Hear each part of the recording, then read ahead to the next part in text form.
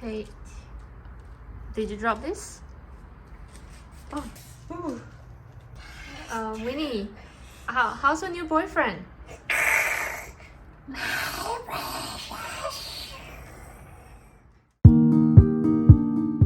Hello, fellow aliens. Welcome back to Belonging Abroad, a series of conversations about how to create our own lives on the foreign land. And we're your hosts, Joe and Winnie. Yay! So in today's video, we are going to talk about the juicy addiction, romance. So, love is an addiction. It is, yeah. And it's not our words, it's actually scientifically proven. Because when scientists study human brain on love, they saw that the same region called the dopamine reward system get activated with love the same way that we get activated by drugs or like addictive substance or even behaviors. Yeah, I agree. Science is finally right this time. Yeah. I mean, being in love really feels really good. Yeah. But before that, I want to talk about dating. Yeah. I love dating. I think dating abroad is really exciting in my opinion, because like if you are like me, you like new experience. It's a really good opportunity to meet people from many different parts of the world, and they all have very different experience. So it's just fun and exciting to be around something new. Yeah, and I think culture is something we need to experience to understand. Yeah, I feel like being involved in different cultures also teach me different ways of celebrating life. Oh wow, Yeah. that's a very interesting way to put it, for sure. And it makes a lot of sense for people. I say for me, while you are enjoying different culture and learning it, I was more like trying different new things like snowboarding, but skateboarding. Yeah, you will try snowboard one day. I will when I meet the date. But I think it's the whole point of dating, right? Like we're just like trying new things, exciting things with just new people. Yeah, and I think by dating we can also learn more about ourselves, like what we want to be treated and what kind of traits we are looking for in our partner. Oh, absolutely, yeah. I think dating in this situation is the only way for us to find out what our preferences are. Yeah. So, have you ever been dating for the wrong reasons? Shamefully, yes. I have definitely been guilty of spending time with people just out of boredom and loneliness. I left home when I was pretty young, so my life before that was either like spending time with my friends at school or spending time with my family at home. And the only time that I was by myself was when I was sleeping. Yeah, so of course, school, work, and friends keep me occupied for sometimes, but most of the time I still have to be by myself, and I didn't enjoy that, so I chose distraction. And you consider it as unhelpful? I would say so, yeah. So there was this period of a year that I spent with a person, and I didn't even tell my best friend, just because I didn't see it going anywhere. I was not even planning to stay in the city, so I just kept everything for myself. Yeah, right. I think when we are not sure if we want to stay in this country or this city for the long run, we don't really want to be tied down to one particular person. Yeah, but however, I think still better to communicate our intentions to that person so they won't waste their time and energy on us, and also to respect ourselves, so we have to be intentional with whom we invest our time and energy. Exactly, yeah. And I think a reason that I stayed in that relationship was because I was afraid of loneliness. But actually I still felt lonely being with that person because I didn't have a genuine connection with them. And at the same time, I was ignoring my own needs that was like screaming from inside, trying to get my attention.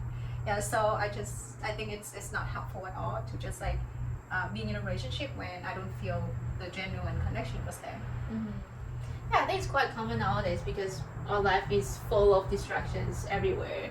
When we are doing a task, then we always have just like some music or some show as a background to keep us occupied. Yeah, that's my mistake as well. I was using people as my distraction, for sure. And I believe it's always temporary. It's never gonna solve any of our problems in terms of loneliness. So we really need to figure out what we really want. Yeah, and I think by knowing what we want, we will know what will be the right person for us. But in order to know what's the right person for us, we need to know what our standards are. Yeah, exactly. Yeah, I think that is so true that we need to find our own standards while we're dating. But it's not really intuitive to just figure out what the standards are, right? So after dating many people last year, I have built up my own system to figure out what my standards are. Basically, it includes like any traits that I feel attracted to, and then I try to own those traits within myself So for example, I really like fun people. So I try to make people around me laugh whenever I can. Yeah, well, I think you're a very funny person. Thank you. Yeah. Yeah, but also it's a good practice for us to know if the ask we are looking for in a partner is reasonable or not. Like for example, if you always want to be with a very rich person, but you personally is struggling with finance, then that's not really a fair ask. Yeah, absolutely. I totally agree that we attract the people that reflect who we are as a person for sure. So that's the mindset of approaching dating. But now I want to take it up a notch to discuss serious relationships. Let's deep dive into some intense relationship. Yeah, so no more flings, no more situationships, no more superficial connections. Yeah, I also had some experience recently because when I moved here 3 years ago, I saw that I could settle down in the city. So that's when I also invested in some serious connection. But so you're putting down the relationship as the root. Yes, and I know it's a whole different spectrum of mistake to do that. Now that I look at it, I feel like no matter how much trust I have in a person, they would never be exactly how I planned them to be in my life. Yeah. Yeah, and it also sounds quite dangerous to put so much pressure on one person. Absolutely, yeah. So with that partner, I actually expected a lot from them. I expect them to be there for me like how my family would support me. I expected them be there for me like my best friend who would listen to all my problems. And more dangerously, I know that some people, they even live with their partner or they even have business together. So there are just like so many roles being put on a person, and I think it's especially stressful when the person is still trying to figure out their own life. Yeah, and that feels like you give this person lots of hats to wear. Yeah, so when we wrap our whole life around that person, it's actually quite dangerous for us too, because it sounds like you found this log, one single log in the middle of the ocean, you hold on it so tight, and the longer you hold on to it, the more comfortable you feel. But the more afraid you feel if anything gonna happen to this relationship and you're gonna lose everything. Yeah, that's exactly how I felt at the end of my relationship, because that was the only place that I found my comfort and my stability, and then all of a sudden it just crumbled. So I got my existential crisis after that. Yeah, but it's quite understandable because I also had these like old habits of wrap myself like around like my life around that person. But I was able to catch myself from the old behaviors. I remember when I invested too much, and then I'll ask myself, how would I feel? Would I be okay if this person broke up with me tomorrow? And if I won't be okay, why is that? What can I do to solve this situation? That just really helped me to anchor myself in the relationship. Yeah, that's conscious dating. And I think that's a very essential skill to learn, because I think that eventually we all want the relationship to work out for us. Because when we are in meaningful connection, it's actually really beneficial for our social needs. Yeah, and I remember we had the conversation after you went through a breakup. You asked me what did I learn from my previous breakup, and I told you to become a better partner. Yeah, but before that we have to learn how to deal with heartbreak. Oh yeah, absolutely. I still remember that conversation, to be honest.